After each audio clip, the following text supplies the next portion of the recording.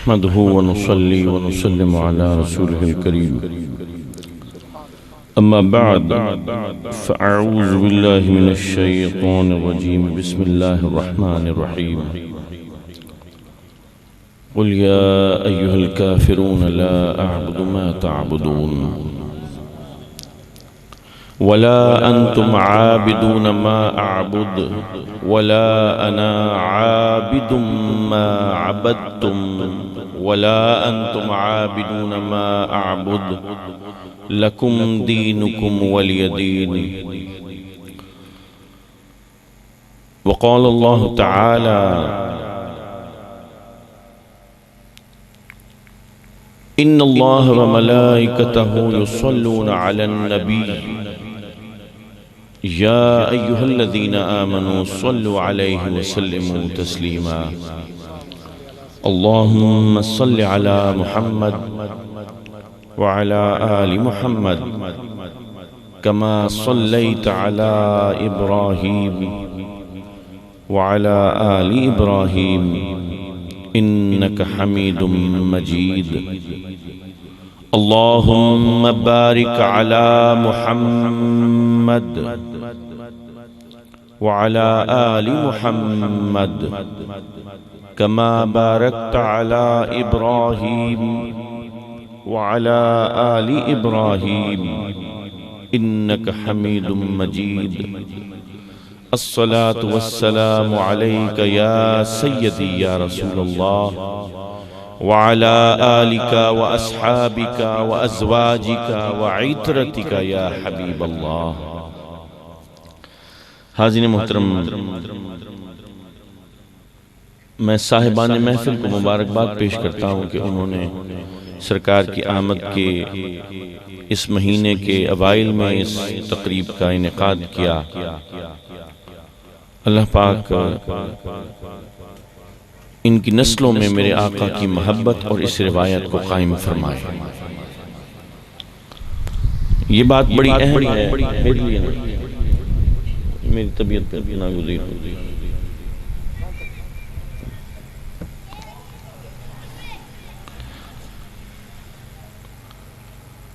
میں یہاں پہ در حقیقت جو پروگرام مجھ سے لیا گیا وہ لیا گیا تھا یکم ربیع الاول کا. تو یہ فیاض میتلا صاحب بیٹھے ہیں یہاں پہ، تو ان کو میں نے عرض کی کہ جی اکتوبر کے اعتبار سے نوٹ کر لیتا ہوں آپ کی. تو انہوں نے منع کیا، انہوں نے کہا نہیں جی وہ ہمیشہ یکم ربیع الاول کی بات ہوتی ہے، تو یکم ربیع الاول کو ہی لکھا. تو میں اس بات پر پھر وہ بعد نماز عشاء 2 ربیع الاول کا میرا پروگرام اور کہیں کسی جگہ پہ ہے جو کہ یہاں سے کچھ فاصلے پر ہے، وہاں پہ پہنچنا، یعنی اس وقت مجھے وہاں پر ہونا چاہیے تھا. تو وہ وعلیکم السلام آپ عبدالرشید شاہ آپ صاحب محفل، آپ کو بہت مبارک تشریف رکھیے. میں کوشش کرتا ہوں، مجھ سے بھی تقصیر ہو جاتی ہے، مجھ سے بھی غلطی ہو جاتی ہے، لیکن میں کوشش کرتا ہوں کہ اگر میری طبیعت صحت اجازت دے رہی ہے تو میں جس جگہ پر پہنچنا ہے وہاں پہ وقت سے پہنچ جاؤں. وعلیکم السلام، مولانا تشریف رکھیے.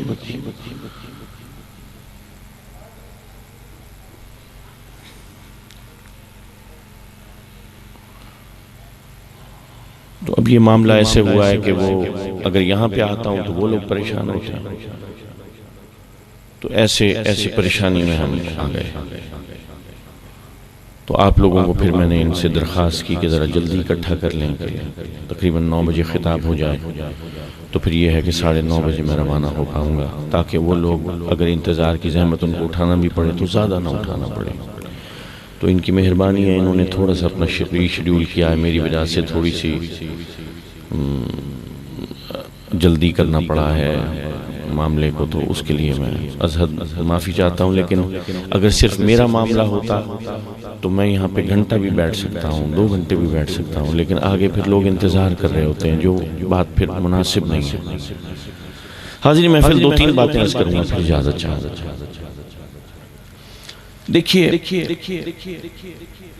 ایک کانسیپٹ مسلمانوں میں یہ دیا جا رہا ہے کہ بھئی خدا تو سب کا ایک ہے، پھر جھگڑا کیسا؟ بھئی ہندو بھی خدا کو مانتا ہے، عیسائی بھی خدا کو مانتا ہے، یہودی بھی خدا کو مانتا ہے، جو بتوں کو پوجنے والا ہے وہ خدا کو مانتا ہے، یہ یونانی جو گریک مائتھولوجیز کے یہ بھی خدا میں یقین رکھتے ہیں۔ اور یہ چھوٹے موٹے اختلافات ہیں، جیسے ہندو جو ہے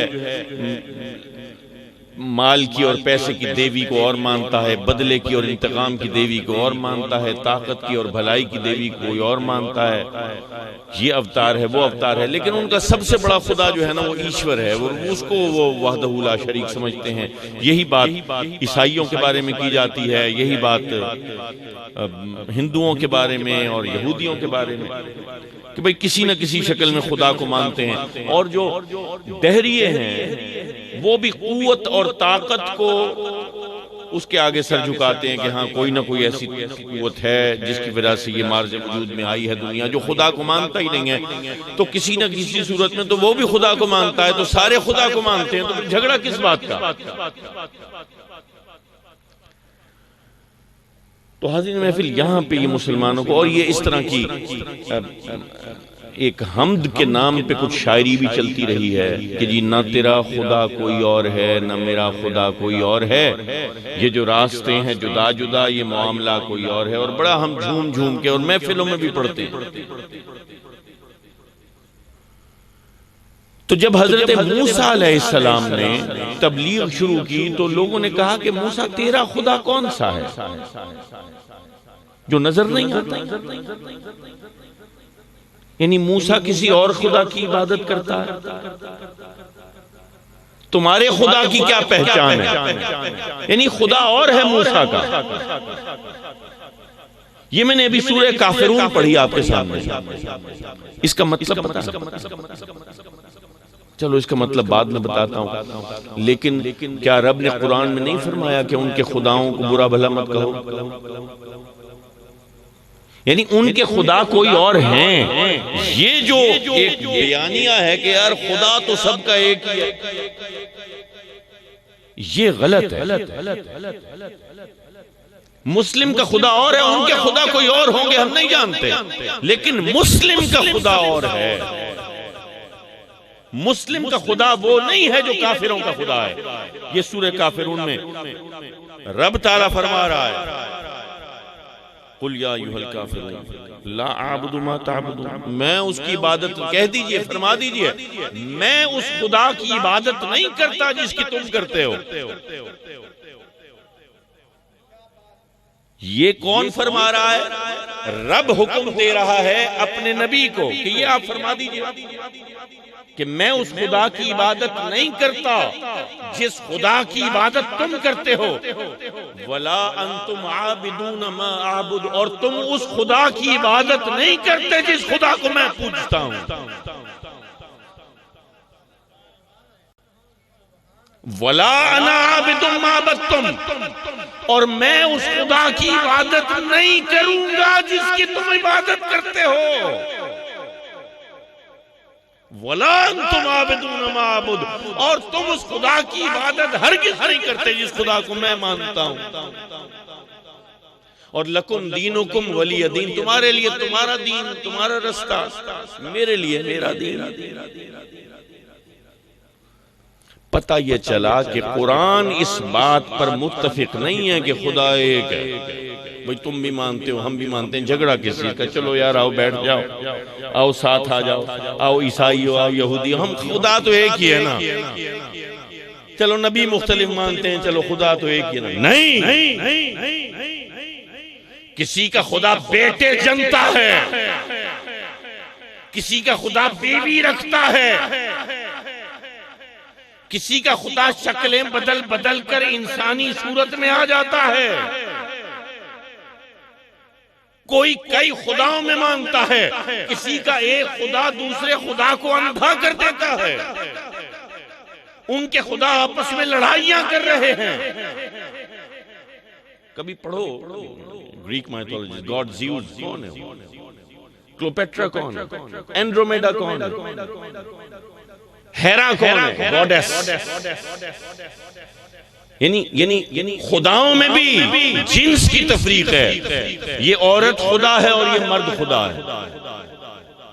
گاڈز اینڈ گاڈیسز، زنانہ خدا اور مردانہ خدا، اور ایک خدا دوسرے خدا کو اندھا کر رہا ہے، دوسرا خدا پہلے خدا کو شفا دے رہا ہے، اس کی آنکھیں ٹھیک کر رہا ہے۔ یہ کیا مذاق ہے؟ اور پھر ہم کہیں کہ نہیں ہمارا خدا ایک ہے، کتنی غلط بات ہے۔ یہ والا دھوکہ، ساری برائی یہاں سے، اصل میں خداؤں کی جنگ ہے، اصل میں خداؤں کی جنگ ہے، اور کوئی جنگ ہی نہیں ہے۔ جتنی بھی جنگیں ہوئی ہیں، جو حرب جس کو کہا گیا ہے، ایک ہوتی ہے وار، ایک ہوتی ہے بیٹل۔ وار جو ہے نا وہ اس کو کہتے ہیں جنگ، بیٹل کہتے ہیں مارکے کو۔ یہ چھوٹی چھوٹی سکرمشز، چھوٹی چھوٹی لڑائیاں، پانی پت کی لڑائی ہو گئی، یا بیٹل آف چینز ہو گئی، یا کوئی ایسی جو اصل میں جو جنگیں ہوتی ہیں، جو کئی سالوں پر اور کئی دہائیوں پر محیط ہوتی ہیں، اصل میں وہ ہوتی ہے جنگ۔ باقی یہ چھوٹے چھوٹے مارکے ہوتے ہیں، جیسے غزوۃ الہند ایک جنگ کا نام ہے، ان میں چھوٹے مارکے ہیں، 71 کا مارکہ ہے، 65 کا مارکہ ہے، 48 کا مارکہ ہے، پھر یہ 99 98 میں کارگل کا مارکہ ہے۔ یہ مارکے، یہ بیٹلز، وار نہیں ہے۔ وار غزوۃ الہند ہے، جو دہائیوں کے اوپر صدیوں پر محیط ہوتی ہے، اور جو جنگیں ہیں ان کا ایک ہی محرک ہے، خدا۔ کہ تم کس خدا کو مانتے اور میں کس خدا کو مانتا ہوں۔ یہ صلیبی جنگیں کیا ہوں؟ ایک وہ تھے خدا کے ماننے والے جو جن کا خدا بیٹے جنتا تھا، جن کا خدا بیویاں رکھتا تھا، جو ایک نہیں تین میں ایمان رکھتے تھے۔ وہ سٹینڈرڈ انٹرنیشنل ورژن بائبل ہے، SIV کہتے ہیں، وہ آپ اٹھا کے پڑھیں، جس کے اوپر اب سارے عیسائی متفق ہیں کہ ہاں بھئی یہ وہ اولڈ ٹیسٹمنٹ بھی اور نیو ٹیسٹمنٹ بھی اور گاسپل آف جان بھی، اور جو اصل میں جو ان کا جس کو وہ کہتے ہیں کہ یہ تو کلام اللہ ہے یا خدا کا کلام ہے، وہ بھی وہ سارا اس کے اندر پورا آپ پڑھ لیں، اس کے اندر کہیں آپ کو لفظ نہیں ملتا ٹرینٹی کا، یعنی تین۔ پوری بائبل انجیل میں، اب ہم تو اس کو انجیل مقدس نہیں مانتے کیونکہ تحریف شدہ ہے، لیکن ہو سکتا ہے کہ اس میں کچھ ایسے حصے ہوں یقیناً کہ جو واقعی اللہ تعالیٰ کی طرف سے ہوں، اب ان کا ترجمہ چل رہا ہے، لیکن ہم اس کے اوپر چونکہ تحریف زدہ ہے اور مصدقہ نہیں ہے، اب یہ کہا نہیں جا سکتا تصدیق سے کہ یہ واقعی یہ خدا کا کلام ہے، اس لیے ہم اس کو انجیل مقدس مانتے نہیں ہیں۔ لیکن چونکہ وہ بائبل کہتے ہیں اس کو تو چلو مان لیا، اور جو گاسپل آف جان ہے اس میں تو جو صحابی ہیں حضرت عیسیٰ کے، جان، ان کا کلام ہے، تو وہ تو ہو بھی نہیں سکتا کلام۔ اس کے اندر کہیں بھی تین کا لفظ نہیں آیا کہ تین کہو، خدا تین ہے، the God, the Son and the Holy Spirit, یعنی کہ خدا اور خدا کا بیٹا اور مقدس روح۔ اب پوری انجیل میں کہیں پہ تین کا لفظ نہیں ہے۔ پہلی دفعہ تاریخ میں پہلی دفعہ کہیں تین کا یا تراہے کا نام آیا ہے تو قرآن پاک میں آیا۔ قرآن فرماتا ہے وَلَا تَقُولُ ثَلَاثَ، اور تین نہ کہو، تین، کیونکہ انجیل میں تو کہیں ذکر آیا نہیں، لیکن وہ کہنا شروع ہو گئے، انہوں نے خدا بدل لیا، انہوں نے کسی اور کی پوجا شروع کر دی۔ جب کلمہ آیا مومن کا تو سب سے پہلے آیا کلمے کا لا الہ، کوئی خدا نہیں، سارے خداؤں کی نفی، پہلے خداؤں کی نفی، پہلے لا الہ کی تلوار سے ہر جھوٹے خدا کا سر قلم کرنا ہے۔ جب جھوٹا خدا مارو گے تو پھر کہو گے لا الہ، یہ جب اس کی تلوار چلے گی پھر کہو گے الا اللہ۔ اب یہ اللہ کون ہے جانتے ہو؟ جان سکتے ہو؟ ہم تو خدا کو اس خدا کو مانتے ہی نہیں ہیں جس خدا کو ہم جان سکتے ہیں. وہ سما نہیں سکتا میرے سینے میں. میرا سینہ اس قابل نہیں, میرا علم اس قابل نہیں, میری نگاہ اس قابل نہیں, میرا ذہن اس قابل نہیں, میرا وجدان اس قابل نہیں کہ میں اپنے خدا کو سمجھ سکوں. اگر جو عقل میں آ جائے وہ خدا ہی کیسا, وہ خدا ماورائے عقل ہے, وہ میری عقل سے بالا ہے, وہ میری عقل سے برتر ہے. جب سما نہیں سکتا تو پھر میں جان نہیں سکتا. پتہ یہ چلا کہ خدا کو جاننا ضروری نہیں ہے. خدا کو جاننا, خدا کو پہچاننا ضروری ہے. پہچان کیا ہے خدا کی؟ اب یہاں پہ میں ایک چھوٹا سا وقفہ لوں گا اور آپ کو ایک اور طرف لے کے جاؤں گا. یہ ذرا سمجھنے والی بات ہے, بالکل بات واضح ہو جائے گی. یہ ہم میلاد کیوں مناتے ہیں بالکل واضح ہو جائے گی. بڑی باتیں ہوتی ہیں نا, میلاد کا مہینہ آتا ہے اور کچھ لوگوں کے پیٹوں میں مروڑ اٹھنا شروع ہو جاتی ہے اور ان کے دل میں وحدانیت عروج پہ آ جاتی ہے.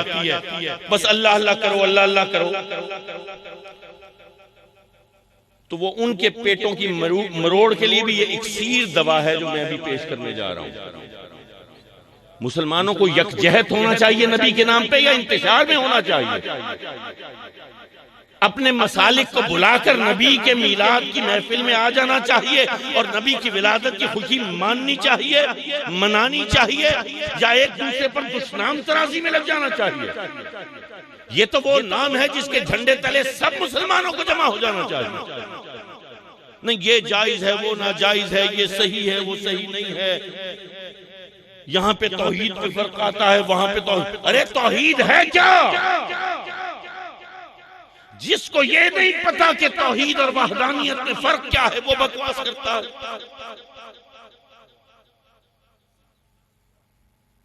توحید اور وحدانیت میں فرق کیا ہے؟ چلو پھر کبھی بات کریں گے اس کے اوپر. اس میں بھی بڑا فرق ہے. علماء بیٹھے ہیں, صاحب علم بیٹھے ہیں. میں اب یہاں پر اس بات کو تھوڑا سا روک کے آپ کو لے کے جاتا ہوں اپنے ایک تجربے پہ, اپنی زندگی کے ایک تجربے پہ. ہوا یہ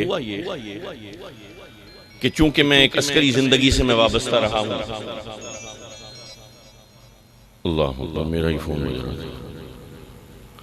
میں عسکری زندگی سے وابستہ رہا ہوں تو ہوا یہ کہ سن 2000 میں کہیں چھم سیکٹر میں پوسٹ ہوا. وہاں پہ ایک پوسٹ کا نام تھا, چلو نام چھوڑو, ایسے راز کی بات نہیں. تو وہ پوسٹ جو تھی اس کا کمانڈر مجھے بنایا گیا. میں نیا کپتان بنا تھا, 3 پھول لگے, کندھا بھرا ہوا تھا, وردی پہننے میں مزہ آتا تھا. تو یہ پوسٹ جو تھی نا, یہ 3 چھوٹی پوسٹوں کا ایک کمپلیکس تھا جس میں ہوتا تھا. اس کو کہتے تھے جنگل ہیڈ کوارٹر. چلو جنگل نام آ گیا تو جنگل پوسٹ کہتے تھے. اچھا, پھر ایک طرف تھی, اس کو کہتے تھے جنگل سکرین. وہاں پہ ایک شہید کی خبر بھی تھی کہ 1971 کی جنگ میں ایک نامعلوم شہید تھا, اور ایک تھی جنگل فارورڈ. یہ 3 پوسٹیں تھیں. اور اس کے جن دنوں میں ادھر پہنچا تو ان دنوں بڑی شدید فائرنگ ہوتی تھی اور الرٹ رہنے کا کہا جاتا تھا. اور ان کے فوجی رات کو حملہ کر کے ہماری پوسٹوں کے پر سر کاٹ کے لے جاتے تھے, اور یہی جواباً ہم کیا کرتے تھے. تو وہ ملک کا نام خراب نہ ہو اور ہم سوتے نہ رہ جائیں اور دھوکے میں نہ مارے جائیں. شہادت کا درجہ بہت بڑا ہے, بہت بڑا ہے, لیکن جو دھوکے میں شہید ہو گیا اس کا درجہ تو اتنا بڑا نہیں ہوگا نا جو لڑکے شہید ہوا ہے اس کا درجہ بڑا ہوگا. تو جو دھوکے میں مارا گیا اس کے لیے بڑا گندا لفظ استعمال ہوتا ہے اردو کی لغت میں. وہ میں یہاں پہ بولنا نہیں چاہتا کیونکہ پاک محفل ہے.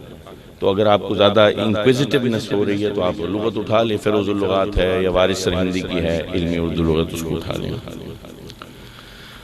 وہاں پہ جب میں پہنچا تو وہاں پہ رات ہو گئی. ہمیں اس سے پہلے بریفنگ دی گئی تھی کہ پوسٹ کمانڈری کیسے کرنی ہے, راتوں کو جاگنا ہے, خیال رکھنا ہے, وزٹ کرنا ہے, تمام سنتری جاگ رہے ہوں, آپ نے انشور کرنا ہے. جوانوں کے آرام کا خیال کرنا ہے تاکہ اونگ نہ آئے، یہ یقین کرنا ہے جو سنتری رات کو کھڑے ہوں انہوں نے نیندیں پوری کی ہوئی ہوں، ان کو کوئی پریشانی لاحق نہ ہو، وہ گھر کے خیالات میں نہ بیٹھا ہو، وہ کسی اداسی میں کسی غم میں مبتلا نہ ہو، تاکہ وہ چاک رہے، چوبند رہے، اس کا دھیان، اس کی نگاہ، اس کا ذہن، اس کا قلب سب یکسو رہے اپنی ڈیوٹی کی طرف۔ جب رات ہوئی تو اچانک مجھے فائر کی آواز آئی، جیسے کوئی برسٹ مارا جاتا ہے لائٹ مشین گن کا، LMG کا، تو تر۔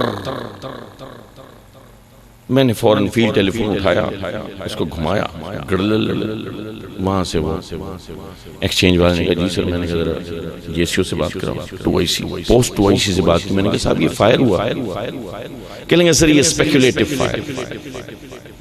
میں نے کہا اچھا۔ پھر تھوڑی دیر بعد فائر ہوا، 4-5 منٹ کے بعد پھر میں نے فون کیا، میں نے کہا یہ کیا؟ سر یہ اسپیکولیٹو فائر، ادھر دائیں سے بائیں سے، اگلے والے بنکر سے، پیچھے والے بنکر سے، جو جنگل OP ہے ادھر سے، جو جنگل سکرین ہے ادھر سے، کبھی ادھر اس بنکر سے فائر، کبھی اس بنکر سے فائر، کبھی اس بنکر، 7-8 بنکر تھے، ہر تھوڑی دیر کے بعد کسی ایک بنکر سے تر کی آواز آ جائے اور میں فون کر کے پوچھوں اور آگے سے جواب آئے اسپیکولیٹو فائر ہے۔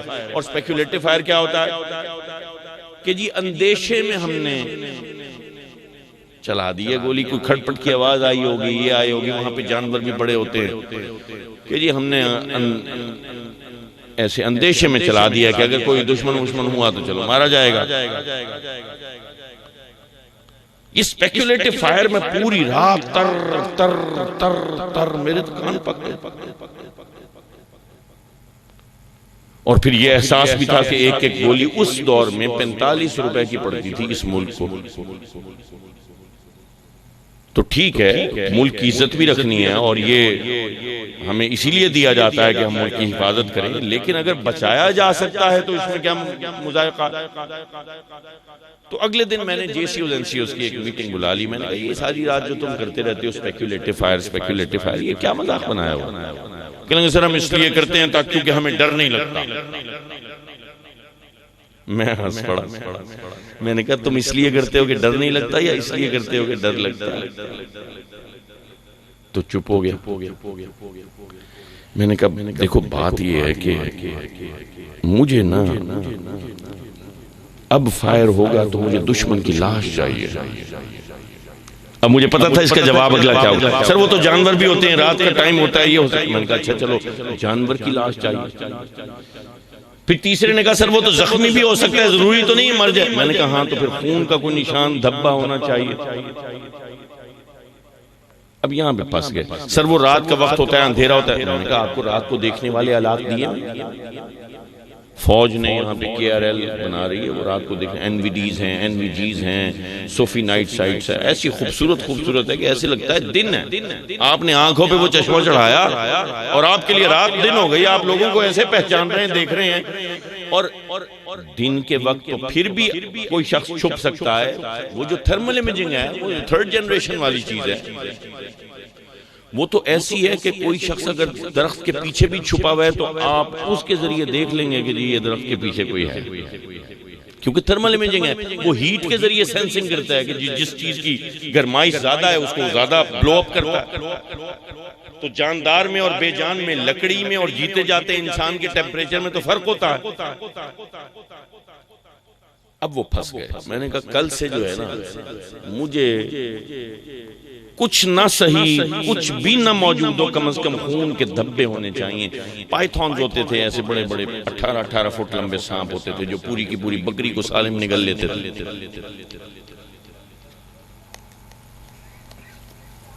تو اگلا دن ہوا، اب یہ شرارت تو میں کر گیا تھا، تو میں رات کو تیار ہوا، عشاء کے بعد میں نے وردی شردی پہنی اور خاموشی سے چل پڑا۔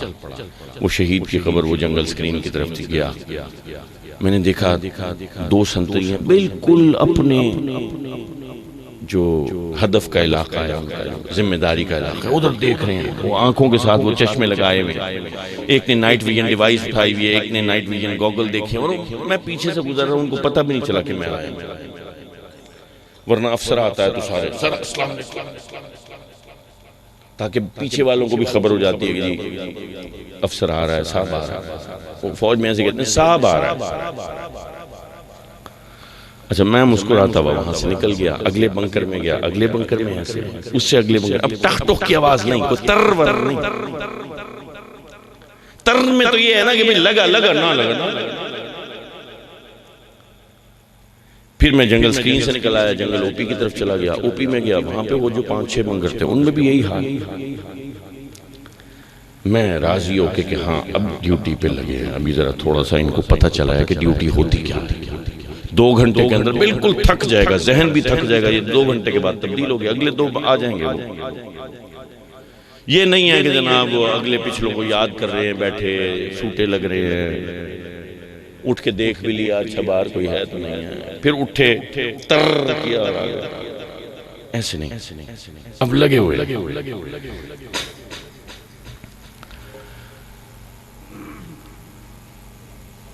ہمارے یہاں کچھ جماعتیں ایسی ہیں کہ وہ سجدے پہ سجدے کروا رہے ہیں. نمازی بن جا، نمازیں پڑھ، سجدے کر لو. یہاں نشان پڑ جائے سجدے کر کر. بچے سے پوچھیں کہ کس خدا کو کیا سجدہ، تو بچہ ہنس کے کہہ رہے ہو خدا تو سب کا ایک ہی ہے.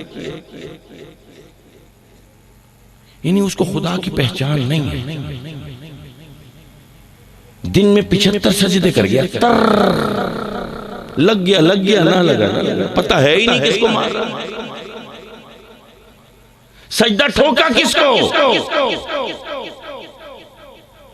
سجدوں کا برسٹ چل رہا ہے. غیر جماعت نہ ٹھیک ہے پر نماز ہی تو پڑھ گئے.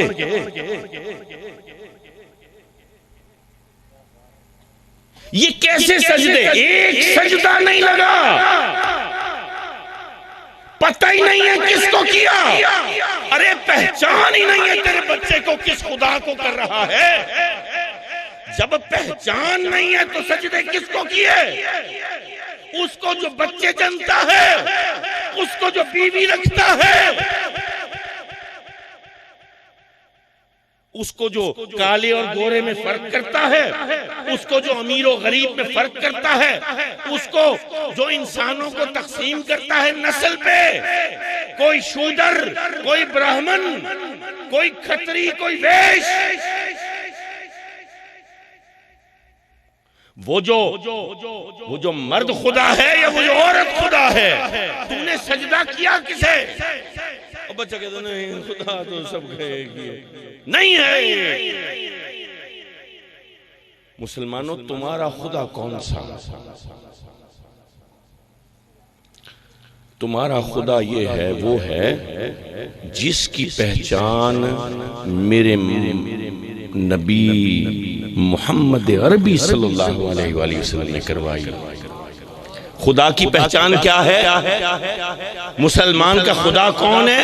جو خدائے محمد ہے صلی اللہ علیہ وسلم. مسلم کا خدا خدائے محمد ہے. یہ پہچان ہے میرے خدا کی. جب خدا کی پہچان ہی یہ ہے کہ وہ محمد کا خدا ہے تو محمد کے وجود کی خوشی کیوں نہ منائی جائے؟ اگر ذات محمد کو نکال دو گے تو پھر خدا کی پہچان رہی. پھر یہی ہوگا یہ چل رہا ہے. لگ گیا ادھر داغ بنے پھر رہے ہیں. خدا کی پہچان کیا کیا تھا حضرت سیدنا صدیق اکبر نے جب حضور نے پردہ فرمایا؟ تمہارے نبی نے پردہ کیا دنیا سے، ہماری آنکھوں سے اوجھل ہو گئے اور اپنے مرقد منور میں جا کے تشریف فرما ہوئے. تو سیدنا صدیق اکبر نے کچھ بدعتیں کی اور یہ فتویٰ بعض مولویوں کی نظر میں کچھ شرک بھی کیے. آپ نے کیا یہ کہ آپ اس جگہ پر کھڑے نہیں ہوئے جہاں امامت کے لیے حضور کھڑے ہوتے تھے. آپ نے اپنا مسلح امامت نیچے سرکا لیا، پیچھے کر لیا۔ اچھا اس حدیث میں کوئی اختلاف بھی نہیں، کیونکہ سیدنا صدیق اکبر نے صرف یہ پہلی والی جو بدعت کی ہے، اس کے بعد بھی کوئی بدعت کی ہے، وہاں پہ جس جگہ پر حضور سجدہ فرمایا کرتے تھے، یعنی وہ جگہ جو سجدے میں میری آقا کی پیشانی کو بوسے دیتی تھی، اس جگہ سیدنا صدیق اکبر نے ایک ستون بنوا دیا، وہ آج بھی ہے، اور اس ستون کا نام بھی سب کو پتا ہے، اس کا نام ہے استوان ابی بکر۔ جو عمرے پہ جائے وہ وہاں پہ اپنے کسی گائیڈ وغیرہ سے پوچھ لے، یار استوان ابی بکر کون سا؟ وہ تو توسیع ہو گئی نا، اب تو امام آگے چلا گیا نا، لیکن وہ جگہ جہاں پہ حضور جو پرانی مسجد تھی وہ نشان ابھی بھی باقی ہے، وہاں پہ وہ ستون بھی باقی ہے، استوان ابی بکر۔ یہ وہ عین وہ جگہ ہے جہاں حضور اپنی پیشانی مبارک رب کے حضور سجدے میں رکھتے تھے۔ تو پہلی بدعت کیا ہو گئی؟ جائے نماز نیچے سرکا لیا، بھئی وہیں پہ کھڑے ہوتے جہاں پہ حضور کھڑے ہوتے تھے، لیکن نہیں۔ دوسری بدعت ستون بنوا دیا۔ اچھا یہ جو پہلی بدعت کی نا، یہ جو جائے نماز نیچے سرکانے والی، یہ پوری نہیں کی، یہ تھوڑی سی آدھی کی آدھی نہیں کی، ایسے کی کہ پورا جائے نماز نہیں کھینچا نیچے، بلکہ اتنا کھینچا کہ اب پیشانی صدیق اکبر عین اس جگہ پر لگے جہاں حضور کے قدموں کے نشان ہیں۔ ابھی وہ 4 انچ سے جگہ تھوڑی پڑتی تھی، وہ 4 انچ بچا لیتے تو ایک صف اور بن جانی تھی۔ نہیں، یہ کچھ بتانے کے لیے تھا، یہ کچھ بتانے کے لیے۔ بتایا کیا؟ پیچھے اتنی بڑی جیت صحابہ کرام کی جماعت ہے، کیسے کیسے صحابہ کرام صدیق اکبر کے پیچھے، کیا عمر فاروق نہیں؟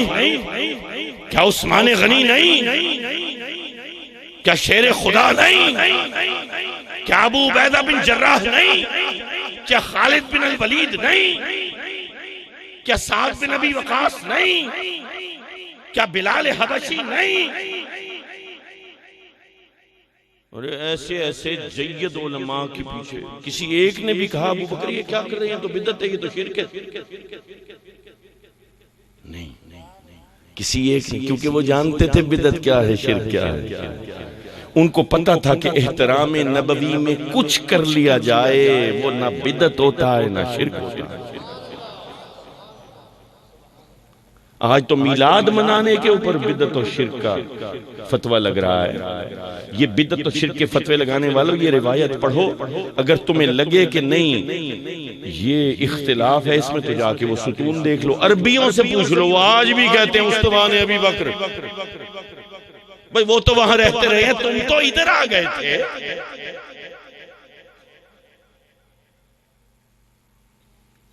حاضرین محترم، سیدنا صدیق اکبر نے رہتی دنیا تک کے مسلمان کو یہ بتایا کہ صدیق اکبر سجدہ کر رہا ہے۔ قد میں نے پاک رسول میں صرف یہ بتانے کے لیے کہ میں خدائے محمد کو سجدہ کرتا، جس کو نبی نے سجدہ کیا اس کو سجدہ کرتا، یہ خدا کی پہچان ہے۔ فورٹ عباس میں تھا میں سن 2000 کی بات، تو وہ ان دنوں یہ بھارت کی پارلیمنٹ پہ کوئی انہوں نے اٹیک کا ڈرامہ کیا تھا، اور فوجیں بارڈر پہ بٹھاتی تھی پاکستان کو پریشرائز کرنے کے لیے۔ تو ہم نے جو بارڈر کے گاؤں تھے وہ خالی کروا لیے تھے۔ وہ دن کے وقت ان کے بزرگ آ جاتے تھے، اپنی گوڈی شوڈی کرتے، کڑک شڑک کی اور چلے جاتے ہیں۔ ہم نے ادھر اپنا پورا بنکر شنکر کیمپ شیمپ کیے، وہ سب تیاری کی ہوئی تھی۔ ایک دن ہم ناشتہ کر رہے تھے افسر صبح، تو ایک بابا کڑک کے اندر گوڈی کر رہا تھا، تو ہم نے ویسے اس سے پوچھا، اس کے پاس چلے گئے، ہم نے کہا کہ بابا جی تسی خدا نو مندے ہو؟ پنجابی تو کہنا ہے پتر مننا، ہم نے کہا چلو اس کو پھنساتے ہیں اپنے علم کے شکنجے میں، کیونکہ نیا نیا فلسفہ پڑھنا شروع کیا تھا، اور فلسفہ ایسی چیز ہے کہ وہ ایک عام آدمی کو، وہ تو ان پڑھ لگ رہا تھا شکل سے. اچھا ہمیں پتہ نہیں تھا کہ یہ ان پڑھ بابا جاہل نہیں ہے. تو کہنے لگا پتر مننا اگلا سوال. میں نے کہا کہ اچھا آپ بیٹھے تشریف رکھیں. یار اللہ کے بندے، بات چیت ہو رہی ہے، کوئی ایک موقع محل بھی ہوتا ہے، دیکھ کے ایک پتہ نہیں میں کیا بات کر رہا تھا، وہ تسلسل ٹوٹ جاتا ہے. وہ یہ بڑی غور، میری باتیں سن لو بس. مجھے ہم نے نا ہاتھ چومنے پہ لگایا ہے، بس ہاتھ چومنا، بس بہت کچھ مل گیا. کیا میرے ہاتھ، کیا آپ میں سے زیادہ غلط کام میں نے کیے ہوں گے. میں تو صرف اپنی سوچ دینے آیا ہوں جو بزرگوں سے لی ہے، یہ بات کرنے آیا ہوں. باقی میری ذات کیا ہے، ہم خود مانگنے والے ہیں. میرے بابا کہتے تھے روحانیت سے ہٹ کے نا صرف ایک کام ہے جو پیر کرتا ہے، روحانیت سے ہٹ کے مانگتا ہے اور مانگنا سکھاتا ہے. یہ بڑی سمجھنے والی بات. اچھا بڑے غور سے بات سنی، یہ بڑی، یہ کرکس ہے پوری تقریر کا، یہ کرکس. بابا جی تسی خدا نو مندے ہو؟ پتر مننا. بابا جی اندیکھے نو مندے ہو؟ کہتا نہیں پتر اندیکھے نو نہیں مانگتا. بھئی ہم نے تو یہی سوچا ہوا تھا یہ کہے گا ہاں اندیکھے کو مانگتا ہوں. وہ فخر الدین رازی رحمت اللہ علیہ والا جملہ ہم سب نے سیکھا ہوا ہے، کہہ دو کہ بے دلیل مانتا ہوں. وہ اور سطح ہے علم کی. ہم اس کے جواب میں جواب در جواب اور سوال در جواب یہ سب کیلکولیشن کیے بیٹھے تھے کہ اب اس کو جکڑ لیں گے، لیکن اس نے جو جواب دیا یہ ہمارے سلیبس میں نہیں تھا. انہوں نے کہا نہیں پتر میں اندیکھے نو نہیں مندا. ہم 3-4 افسر تھے، ہم بڑے حیران ہوئے. ایک نے پوچھا بابا جی تسی خدا نو ویکھیا جی؟ آپ نے خدا کو دیکھا؟ کہنے لگا نہیں پتر میں تے نہیں ویکھیا، پر ایک بندہ آیا سی، ان نے کیا سی رب ہے. پتر انہیں کدی جھوٹ نہیں بولیا. پتر تو یہ ثابت کر دے انہیں کدی جھوٹ بولیا ہوئے میں رب نو مننا چھڑ دینا. سمپل، سادہ، کوئی دین کے اندر کوئی ابہام نہیں. میں تو دیکھے کو مانتا ہوں. ایک بندہ آیا تھا، اس نے کہا تھا خدا ہے، اس بندے نے کبھی جھوٹ بولا نہیں. اس کے دشمن بھی اس کو صادق کہتے تھے. اس بندے نے کہا خدا ہے. بیٹے تم یہ ثابت کر دو اس نے کبھی جھوٹ بولا ہو، میں خدا کو ماننا چھوڑ دیتا ہوں. مطلب یہ ہوا اس بابا جی کا کہنا یہ تھا کہ میں اس سچے کے کہے میں ایمان لایا ہوں. تم نے دیکھا ہے خدا کو؟ میں نے دیکھا ہے خدا کو. لوگوں جتنے مسلمان ہیں، عرب عرب مسلمان، سب کے سب اس سچے کے ایمان پر ایمان لائے بیٹھے ہیں. کسی نے بھی نہیں دیکھا، جان کوئی بھی نہیں سکا. حضور نے کہہ دیا تھا، حضور کے کہے پر ایمان لائے بیٹھے. اب ذرا حضور کی ذات کو نکال دو گے تو پھر کدھر کا ایمان، کدھر کا خدا، کدھر کی وحدانیت، کدھر کی توحید. حضور کی ذات نکالی نہیں جا سکتی. میرے آقا کی ذات پر ہی تو توحید کی عمارت استادہ ہے. میرے آقا کی زبان سے ہی تو توحید کے نعرے گونجتے ہیں. آج ہر شخص کی جبیں سے رب کے لیے جب سجدہ ادا ہوتا ہے تو اس کے پیچھے صداقت محمد مصطفیٰ کا فرما ہے. تم نبی پر ایمان لائے ہو تو خدا کو مانتے ہو. اور وہ پھر پہلی وحی پہ جاؤں گا. یہ آخری بات سنو, بس ٹائم بھی میرا زیادہ ہو گیا.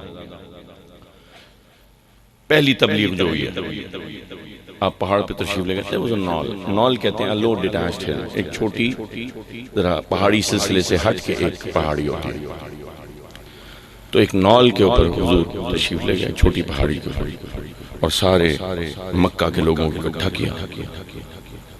مکہ کے لوگوں کو کیا کہا تھا, اگر میں یہ کہوں کہ پہاڑ کے پیچھے سے ایک لشکر تمہارے اوپر چڑھائی کے لیے, حملے کے لیے آ رہا ہے, تو مانو گے؟ ایک مشہور بات. اس کے اندر کچھ چیزیں مس کر رہے ہیں, ایسے بیان کر دیتے ہیں, اس کی گہرائی میں نہیں جاتے. حضور در حقیقت یہ فرما رہے ہیں کہ میں اپنے مقام, اپنے منصب, اپنی نگاہ, اپنی وسعت نظری, اپنے عروج کی وجہ سے جو دیکھ رہا ہوں, اور تم اپنی پستی, اپنی کم نظری, اپنی محدود ذہن کی وجہ سے جو نہیں دیکھ پا رہے, اگر وہ تمہیں بیان کر دوں تو کیا مانو گے؟ شاہ صاحب, حضور اونچے کھڑے ہیں نا, اس بلند پہاڑی پہ کھڑے ہیں نا. حضور در حقیقت یہ فرما رہے ہیں, میں اپنے مقام کی بلندی, اپنی وسعت نظری کی وجہ سے جو اپنی آنکھوں سے دیکھ رہا ہوں, اگر تم نیچے پست مقام اور کم اور محدود نظر لوگوں کو بتا دوں تو کیا مان لو گے؟ اصل میں یہ سوال ہے. تو وہ سب کہتے ہیں ہم مان لیتے ہیں. حاضرین محترم, پتہ یہ چلا کہ حضور نے جو بتایا اس کے بعد کہ اللہ ہے, پتہ یہ چلا حضور اپنی آنکھوں سے دیکھتے ہیں, کیونکہ مثال ایسی لی ہے کہ جو میں دیکھتا ہوں کیا تمہیں بتاؤں تو مانو گے؟ تو اصل میں اعتبار کس کا؟ زبان محمد کا. لوگوں, آج جو ایمان قائم ہیں وہ زبان محمد پہ ہیں. کیوں نہ میلاد منائیں, کیوں نہ خوشی منائیں؟ جس کی ذات سے پہچان خدا ہوئی, آج جب سجدہ ادا کرو, جب نماز میں ادا کرو, تو دل میں یہی گمان کرنا, یہ سجدہ خدا محمد کا, یہ عبادت خدا محمد کی, یہ روزہ خدا محمد کا, یہ حج خدا محمد کا, یہ عمرہ خدا محمد کا, یہ جو میرے جسم سے نیک کام ہوا, مولا اگر یہ عبادت ہے تو یہ خدا محمد کی. ہم کسی دوسرے خدا کو نہیں مانتے. ہمارے خدا کی پہچان کیا ہے؟ وہ کون ہے خدا ہمارا؟ خدا محمد ہے. ہم کس کی عبادت کرتے ہیں؟ خدا محمد کی عبادت کرتے ہیں. کس کی نماز پڑھتے ہیں؟ خدا محمد کی نماز پڑھتے ہیں. سجدہ کسے کرتے ہیں؟ خدا محمد کا کرتے ہیں. لوگوں, اگر نام محمد نکل گیا تو خدا کی پہچان بھی نکل جائے گی. وما علینا الا البلاغ.